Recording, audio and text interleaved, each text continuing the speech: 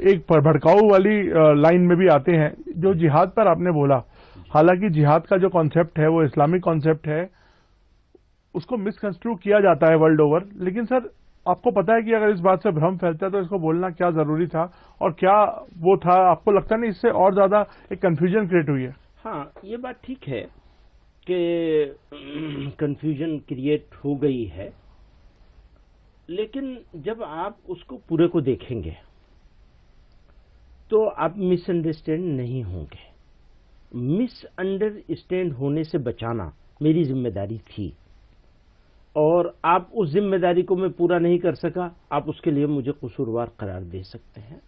लेकिन अगर आप पूरा बयान देखेंगे तो 3 बातें कही गई हैं। एक तो ये कि इंडिया में उस जिहाद को, जिहाद के कई माने होते हैं। मसलन खुद नबी सल्लल्लाहु अलैहि वसल्लम ने फरमाया, जिहाद असगर से जिहाद अकबर की तरफ चलो। अकबर यानी सबसे बड़ा जिहाद। सबसे बड़ा जिहाद क्या है? अपने नफ्स को ठीक करो, अपने आप को ठीक करो, झूठ बोलना, फला फला फला, इन सारी चीजों से अपने आप को मुक्त करो। इसी तरह से कहीं जुल्म हो रहा है, उस जुल्म का विरोध करो, इसको भी जिहाद करार दिया गया है, ऐन जिहाद है। तो हम अपने पिछले, आप जानते हैं हमारा ट्रैक रिकॉर्ड, बिल्कुल, मैं वही हैरान हूं। हाँ, 30 साल से हम एक काम कर रहे हैं। जब से मैंने इस ऑर्गेनाइजेशन में एंट्री की, एक छोटे से सेक्रेटरी की हैसियत से, तब से एक मिशन बनाया है कि ये जो टेररिस्ट लोग जिहाद का यूज करते हैं, इस्लामिक टर्मिनोलॉजी का यूज करते हैं और फसाद फैलाते हैं, इसको कैसे एक्सपोज किया जाए और इसके खिलाफ इस्लामिक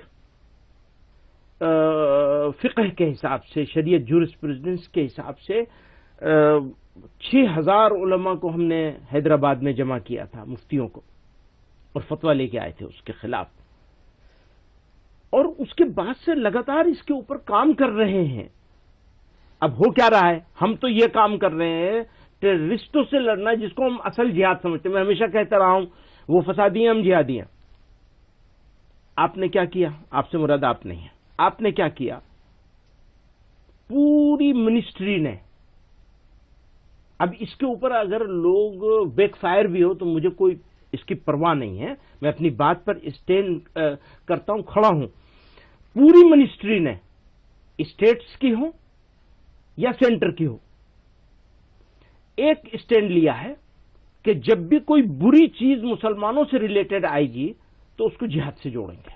एक पवित्र शब्दावली है ये, और हमारा दायित्व है, कर्तव्य है, जिसको हम निभा भी रहे हैं। 30 साल से लड़ाई लड़ रहे हैं, और इससे पहले भी लड़ाई लड़ी है।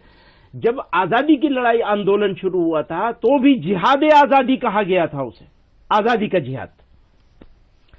उस्मान, ब्रिगेडियर उस्मान ने आजादी के बाद, पाकिस्तान बनने के बाद पाकिस्तान के खिलाफ लड़ाई लड़ी, तो शहादत भी एक इस्लामिक टर्मिनोलॉजी है। उन्होंने शहादत ग्रहण करी थी, उनको उस जगह रहना नहीं था।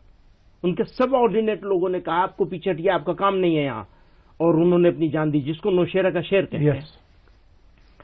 तो वो हमारा जिहाद है।